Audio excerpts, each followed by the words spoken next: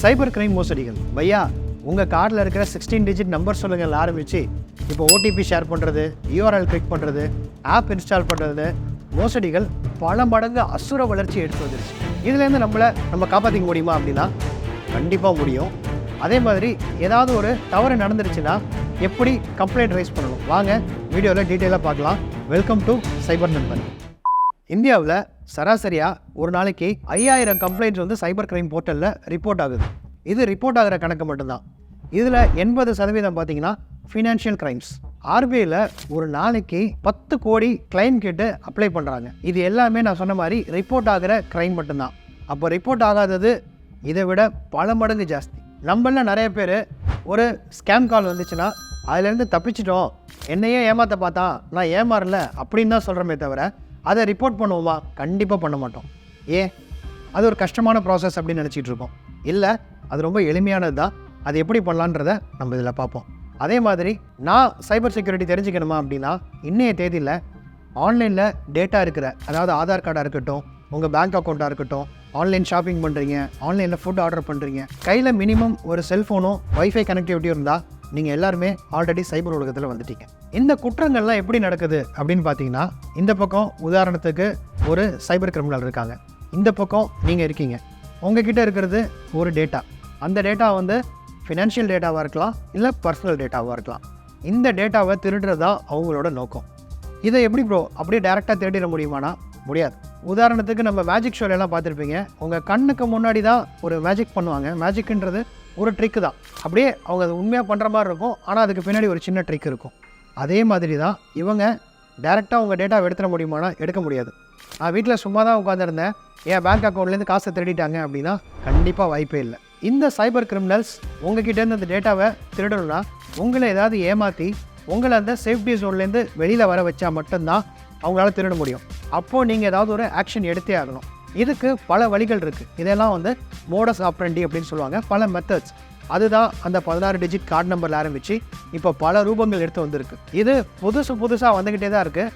புது வழிகள்லாம் அவங்க யோசித்து அட்வான்ஸாக வந்துட்டு இருக்காங்க. இந்த வழிகள்லாம் நம்மளால் கண்டுபிடிக்க முடியும்னா முடியாது. ஆனால் இந்த ஆக்ஷன் அவங்க எடுக்க வைக்கிறது என்னென்னு பார்த்தீங்கன்னா, உங்களை ஒரு ஓடிபி ஷேர் பண்ண வைக்கலாம், இல்லை ஒரு யூஆர்எல் கிளிக் பண்ண வைக்கலாம், ஒரு ஆப் இன்ஸ்டால் பண்ண வைக்கலாம், இல்லைன்னா டேரெக்டாக உங்களை காசு ட்ரான்ஸ்ஃபர் பண்ண சொல்லலாம். இந்த ஆக்ஷன்லாம் தான் அவங்களோட முக்கியமான நோக்கமாக இருக்கும். இதில் நம்ம சொன்ன மாதிரி அவங்க உங்களை ஏமாத்துறதுக்கு பல வழிகளை கையாளுவாங்க. அதை வந்து சோஷியல் இன்ஜினியரிங் அப்படின்னு சொல்லுவாங்க. அதுக்கு கீழே நிறையா technical tempo, phishing, vishing, spam அப்படின்னு அதெல்லாம் மறந்துடுங்க. ஆனால் இதுக்கு அவங்க முக்கியமாக யூஸ் பண்ண போகிறது என்னென்னா ஹியூமன் எமோஷன்ஸ், நம்மளோட உணர்ச்சிகள். இதில் நம்ம சொன்ன உணர்ச்சிகளில் முக்கியமான 3 விஷயங்களை மட்டும்தான் அவங்க 90% யூஸ் பண்ணுறது. ஒன்று ஃபியர், அதாவது பயம். அடுத்து கிரீட், ஆசை, பேராசை. அதுக்கு அடுத்து பார்த்தீங்கன்னா அர்ஜென்சி, அவசரம். இந்த 3 விஷயங்கள் தான் அவங்க அதிகமாக யூஸ் பண்ணுறாங்க. இதை வச்சு அவங்க எப்படி திருடுறாங்க அப்படின்றத இன்னும் கொஞ்சம் நம்ம டீட்டெயிலாக பார்க்கலாம். இதை புரிஞ்சுக்க இந்த டேபிளில் பார்த்தீங்கன்னா இதில் 3 விஷயம் இருக்குது: பயம், ஆசை, பேராசை, அவசரம். அதே மாதிரி சிகப்பு கொடி, ரெட் ஃப்ளாக்னு சொல்கிற 3 சிகப்பு கொடி நம்ம இங்கே வச்சுருக்கோம். இப்போ ஃபியர், அச்சம். அதுக்கு ஒரு உதாரணம் பார்க்கலாம். கேஒய்சி ஃப்ராட் இப்போ ரொம்ப பிரபலமாக இருக்குது. அப்படின்னா என்ன பண்ணுவாங்கன்னு பார்த்தீங்கன்னா, நான் உங்கள் கேஸ் ஏஜென்சிலேருந்து ஃபோன் பண்ணுறேன், உங்கள் ஆதார் கார்டு சேர்க்காமல் இருக்குது, நீங்கள் உடனே சேர்க்கலைன்னா நாளையிலேருந்து உங்களுக்கு கேஸ் கனெக்ஷன் வராது அப்படின்னு ஒரு லிங்க் அனுப்பிச்சு உங்களை கிளிக் பண்ண சொல்லுவாங்க. இல்லைனா நான் உங்கள் இபிலேருந்து பேசுகிறேன், நீங்கள் வந்து போன மாதத்தோட பில்லு பே பண்ணல அப்படின்னு சொல்லி உங்களை மிரட்டுவாங்க. நீங்கள் பே பண்ணிட்டீங்கன்னு சொன்னாலும் ஒரு 2-3 தடவை ஃபோன் பண்ணி உங்களுக்கு ஒரு லிங்க் அனுப்பிச்சு இதை உடனே பே பண்ணலன்னா வந்து உங்களுக்கு ஃபியூஸை பிடுங்கிடுவோம் அப்படின்னு ஒரு பயத்தை ஏற்படுத்துவாங்க. அதே மாதிரி பார்த்தீங்கன்னா ஏதாவது ஒரு கவர்மெண்ட் ஆஃபீஸ், இன்கம் டேக்ஸ் டிபார்ட்மெண்ட்லேருந்து பேசுகிறேன், போலீஸ் டிபார்ட்மெண்ட்லேருந்து பேசுகிறோம், நார்காட்டிக்ஸ்லேருந்து கால் பண்ணுறோம், உங்கள் மேலே ஒரு கேஸ் வந்திருக்கு, நீங்கள் அமிச்ச பார்சலில் ஒரு போதைப் பொருள் இருக்குது, நீங்கள் ஐடி கட்டாமல் இருக்கீங்க, நீங்கள் உடனே கட்டணும் அப்படின்னு உங்களை மிரட்டி இன்னும் ஒரு 2 பேர் காலில் வந்து உங்களை பணம் ட்ரான்ஸ்ஃபர் பண்ண சொல்லுவாங்க. இப்போ நம்ம பார்த்த எல்லா கேஸ்லையுமே பார்த்தீங்கன்னா அவங்க பயத்தை தான் தூண்டியிருக்காங்க. இது ரெட் ஃப்ளாக், சிகப்பு கொடி. இந்த சிகப்பு கொடி நீங்கள் புரிஞ்சுக்கிட்டிங்கன்னா அடுத்து பார்த்தீங்கன்னா 2வது உங்களை ஏதாவது ஒரு ஆக்ஷன் எடுக்க வைப்பாங்க. இதில் பணம் ட்ரான்ஸ்ஃபர் பண்ண சொல்லுவாங்க, இல்லை ஒரு யூஆர்எல்ல போய் உங்களோட கேஒய்சி அப்டேட் பண்ணுங்கன்னு ஒரு யூஆர்எல் அனுப்பிச்சிருப்பாங்க, இல்லை ஏதாவது ஒரு ஆப் இன்ஸ்டால் பண்ண சொல்லியிருப்பாங்க. இந்த மாதிரி எது வந்துச்சுனாலுமே அது 2வது சிகப்பு கொடி. அதே மாதிரி 3வது என்னென்னு பார்த்தீங்கன்னா, இந்த மாதிரி விஷயம் எங்கேருந்து ஆரம்பிக்குது, இல்லை அடுத்த முனையில் இருக்கவர் யார் அப்படின்னு நம்ம கொஞ்சம் ஆராய்ச்சி பண்ணோன்னா அதுதான் நம்மளோட 3வது சிகப்பு கொடி. இதில் உதாரணத்துக்கு எடுத்துக்கிட்டிங்கன்னா ஒரு இமெயில் வருது, உங்கள் கிரெடிட் கார்டை யூஸ் பண்ணி ஒரு கிரிப்டோ கரன்சி வாங்கியிருக்காங்க அப்படின்னா நீங்கள் பயந்துடுவீங்க. ஆனால் அந்த இமெயில் யார்கிட்டேருந்து வந்திருக்கு அப்படின்னு பார்த்தீங்கன்னா சென்டரில் லோகோ பார்த்தீங்கன்னா பேபால் மாதிரி ஏதாவது ஒரு கம்பெனி பேர் இருக்கும், ஆனால் சென்டரில் பார்த்தீங்கன்னா ஜிமெயிலேருந்து வந்திருக்கும். அப்போ அது ரெட் ஃப்ளாக் 3. அதே மாதிரி இங்கே பார்த்தீங்கன்னா ஃபோன் வந்துருந்துச்சுன்னா ஃபோன் யார்கிட்டேருந்து வருது? ஆஃபீஸ்லேருந்து ஃபோன் வந்துச்சு, ஏதாவது ஒரு அலுவலகத்துலேருந்து உங்களுக்கு கால் பண்ணாங்கன்னா அதிகமாக லேண்ட்லைன்லேருந்து தான் வரும். டெலிகாலிங், அதாவது ஒரு கால் சென்டர்லேருந்து ஃபோன் பண்ணாங்கன்னா மொபைல்லேருந்து வரும். இதில் பார்த்தீங்கன்னா நீங்கள் ட்ரூ கார்னரில் பார்ப்பீங்க, ஒரு கேஸ் ஏஜென்சி பேர் இருக்கலாம், இல்லை போலீஸ் டிபார்ட்மெண்ட்டும் வரலாம். இது உண்மையானா? உண்மை கிடையாது. ஏன்னா ட்ரூ கார்னரில் யார் வேணால் சிம் கார்டை போட்டோடனே என்ன பேர் சேவ் பண்ணுறீங்களோ அந்த பேர் தான் உங்களுக்கு வரும். இதை வச்சு தான் அவங்க டெக் பண்ணுறாங்க. அதனால் 3வது யார்கிட்டேருந்து வருது? உங்களுக்கு சோர்ஸை வெரிஃபை பண்ண முடியலை அப்படின்னா ஃபோனை வச்சுட்டு நீங்கள் அந்த பர்டிகுலர் கம்பெனிக்கு ஃபோன் பண்ணி பாருங்கள், இது உண்மையா இல்லையா அப்படிங்கிறது தெரிஞ்சிடும். 2வது கிரீடு, ஆசை, பேராசை. இது என்னென்னு பார்த்தீங்கன்னா ₹1 போட்டால் ₹10 கிடைக்கும், இல்லை ₹100 கிடைக்கும், இல்லை ஒன்றுமே போடாமல் உங்களுக்கு காசு கிடைக்கும் அப்படின்னு ஏமாத்துகிற விஷயந்தான் கிரீடு. இது எப்படி பண்ணுவாங்கன்னா ரொம்ப பழைய டெக்னிக். உங்களுக்கு ஆன்லைன் லாட்டரியில் காசு விழுந்திருக்கு, ஃபாரினில் இருக்குது, அதை இந்தியாவுக்கு கொண்டு வரணும்னா ஒரு சின்ன பார்ட் நீங்கள் கட்டணும், பே பண்ணுங்கள், உங்களுக்கு அமுச்சு வைக்கிறோன்னு சொல்லுவாங்க. அதே மாதிரி OLXலாம் பார்த்தீங்கன்னா ₹10 லட்ச இருக்கிற மதிப்பு இருக்கிற ஒரு காரை ₹2 லட்ச போட்டிருப்பாங்க. ஃபோன் பண்ணி கேட்டிங்கன்னா நான் கஸ்டம்ஸில் இருந்தேன், இல்லை ஆர்மியில் இருந்தேன், திடீர்னு ட்ரான்ஸ்ஃபர் ஆகி வந்துட்டேன், என் காரை ஏர்போர்ட்டில் இருக்குது, அதுக்கு பார்க்கிங் ஃபீஸ் மட்டும் பே பண்ணிவிட்டு நீங்கள் எடுத்துக்கோங்க, இல்லை ஒரு டோக்கன் அட்வான்ஸ் மட்டும் கொடுங்க அப்படின்னு சொல்லி ஏமாற்றுவாங்க. நீங்கள் போட்டோடனே ஆள் காணா போயிடுவாங்க. இன்னும் பார்த்தீங்கன்னா ஆன்லைன் ஜாப்ஸ், நீங்கள் ஆன்லைனில் ஜாபுக்கு அப்ளை பண்ணியிருப்பீங்க, அதை கம்பெனிக்காரங்க மட்டும் தான் பார்க்கலாமானா கிடையாது. காசு இருக்க யார் வேணால் எம்ப்ளாயராக உள்ளே வந்து அவங்களால பார்க்க முடியும். அவங்க ரெஸ்யூம் எடுத்து உங்களுக்கு வேலை கொடுக்குறேன் அப்படின்னு உங்களை இன்டர்வியூக்கு கூப்பிடுவாங்க. நீங்கள் உள்ளே போய் பார்த்தீங்கன்னா சும்மா பேருக்கு ஒரு 4 கேள்வி கேட்டுட்டு ஃபாரினில் வேலை, பல லட்சம் சம்பளம் அப்படின்னு சொல்லி கொடுப்பாங்க. நீங்களும் நம்பிடுவீங்க. வீசா ரெடி பண்ணுறோம், அதுக்கு முன்னாடி ஒரு சின்ன டெபாசிட் அமௌண்ட் கட்டணும், இல்லை ப்ராசஸிங் ஃபீஸ் கட்டணும், நீங்கள் கட்டுங்கன்னு சொல்லுவாங்க. பணம் கட்டினோன்னே காண போயிடுவாங்க. இந்த எல்லா விஷயத்துலையும் பார்த்தீங்கன்னா பொதுவான விஷயம் என்னென்னா ஆசை, உங்கள் ஆசையை தூண்டுறது. இன்னும் சொல்ல போனால் சதுரங்க வேட்டையில் சொல்கிற மாதிரி ஒருத்தரை ஏமாற்றணும்னா பரிதாபத்தை எதிர்பார்க்காத, ஆசையை தூண்டும் வரல, அந்த டெக்னிக் தான் இங்கே யூஸ் பண்ணுறாங்க. இந்த எல்லா விஷயத்துலையும் பொதுவாக இருக்கிறது என்னென்னு பார்த்தீங்கன்னா ஆசை, கிரேட். இது மறுபடியும் ரெட் ஃப்ளாக், சிகப்பு கொடி. அதே மாதிரி இதில் ஏதாவது ஒரு ஆக்ஷன் எடுக்க வைக்கிறாங்க அப்படின்னு பார்த்தீங்கன்னா கண்டிப்பாக இருக்கும். டேரெக்டாக உங்களை பணம் ட்ரான்ஸ்ஃபர் பண்ண சொல்லலாம், இல்லை ஒரு URL கிளிக் பண்ண சொல்லலாம், இல்லை OTP ஷேர் பண்ண சொல்லலாம். அதே மாதிரி 3வது சிகப்பு கொடி, சோர்ஸ், யார்கிட்டேருந்து வருது? இப்போ உங்களுக்கு வேலை கொடுக்குறேன்னு ஒருத்தர் ஏமாத்துறாருன்னா அந்த கம்பெனி உண்மையிலே இருக்கா, அது யார்கிட்டேருந்து வருது, அவங்க அந்த இமெயில் ஐடி அந்த டொமைன்லேருந்து அவங்களுக்கு இமெயில் அனுப்புகிறாங்களா, அப்படிங்கிற விஷயங்கள் எல்லாம் நம்ம செக் பண்ணோன்னா நம்ம ஏமாறுறதுக்கு வாய்ப்பு கிடையாது. அடுத்து 3வது அர்ஜென்சி, அவசரம். இதுவும் முன்னாடி சொன்ன மாதிரியே தான். இதில் அதிகமாக பார்த்தீங்கன்னா இந்த KYC ஃப்ராடே அர்ஜென்சியில் எடுத்துக்கலாம். பயத்தோடு சேர்ந்து உங்களுக்கு ஒரு அர்ஜென்சியை கிரியேட் பண்ணுவாங்க. இப்போ நிறையா வியாபாரம் பண்ணுறவங்களை பார்த்தீங்கன்னா ₹1000 பொருளை ₹100 வைக்கிறோம், அது இந்த 1 மணி நேரத்துக்கு மட்டும் தான் ஆஃபர், டிவியில் தெரிகிற நம்பருக்கு உடனே கால் பண்ணுங்கன்னு சொல்லுவாங்க.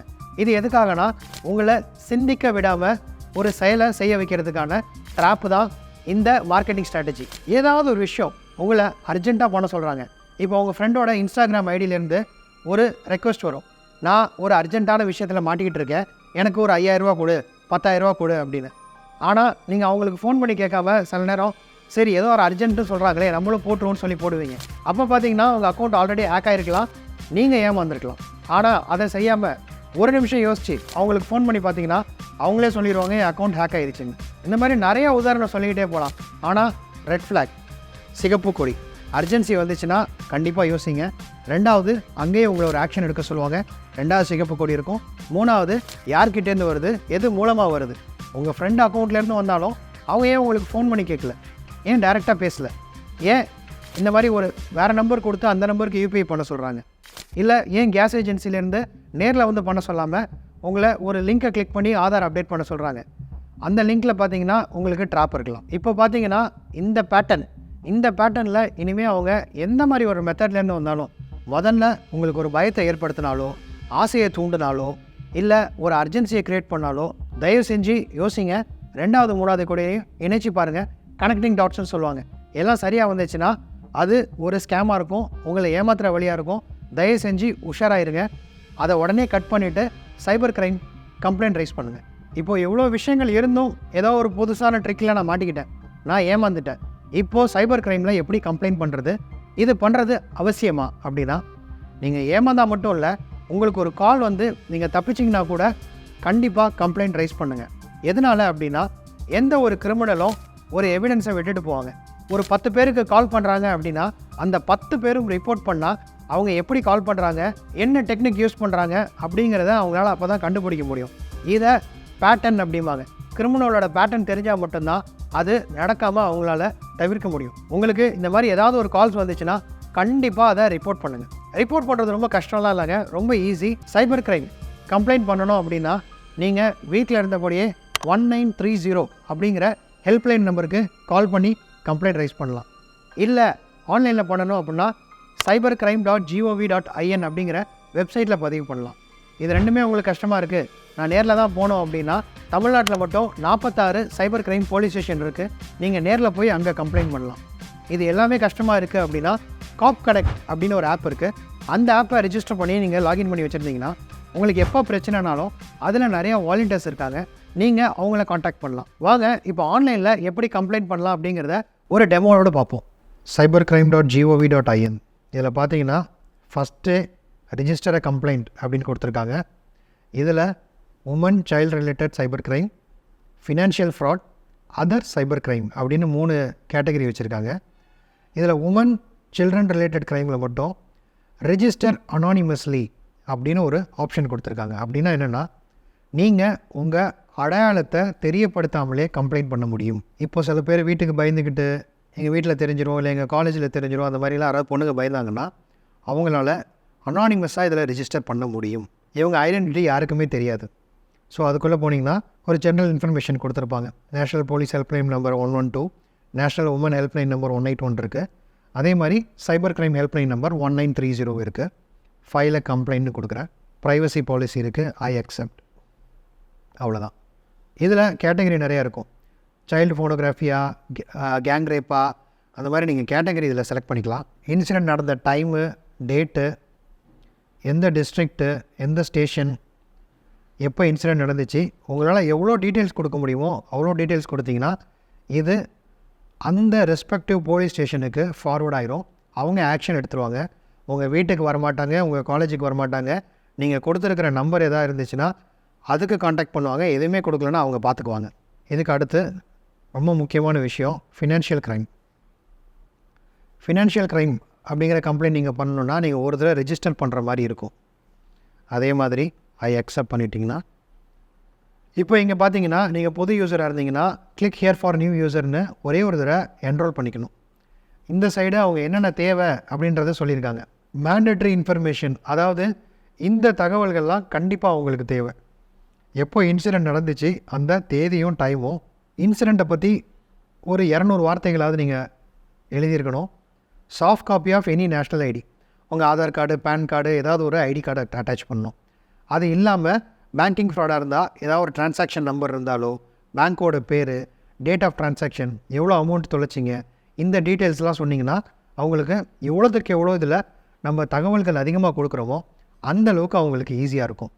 இதை விட ரொம்ப முக்கியமான விஷயம், ஃபினான்ஷியல் க்ரைமில் கோல்டன் ஹவர் அப்படின்னு சொல்லுவாங்க. ஃபஸ்ட்டு 24 மணி நேரத்துக்குள்ளே கம்ப்ளைண்ட் பண்ணிங்கன்னா உங்கள் பணம் கிடைக்கிறதுக்கான ப்ராபபிலிட்டி ரொம்ப ஜாஸ்தி. முதல் 1லேருந்து 3 மணி நேரத்துக்குள்ளே கொடுத்தீங்கன்னா 90% உங்கள் பணத்தை அவங்களால ரெக்கவர் பண்ண முடியும். ஸோ இங்கே நான் நியூ யூசரை கிளிக் பண்ணிட்டேன். State Tamil Nadu, login ID, phone number ஏதாவது ஒன்று கொடுத்து ஓடிபி கொடுத்தீங்கன்னா ஓடிபி வரும். அந்த ஓடிபியை கொடுத்து நீங்கள் ரிஜிஸ்டர் பண்ணிக்க வேண்டியது தான். ஸோ இது கம்ப்ளைண்ட் பண்ணுறதுக்கு உங்களுக்கு ஒரு 5 நிமிஷம் கூட ஆகாது.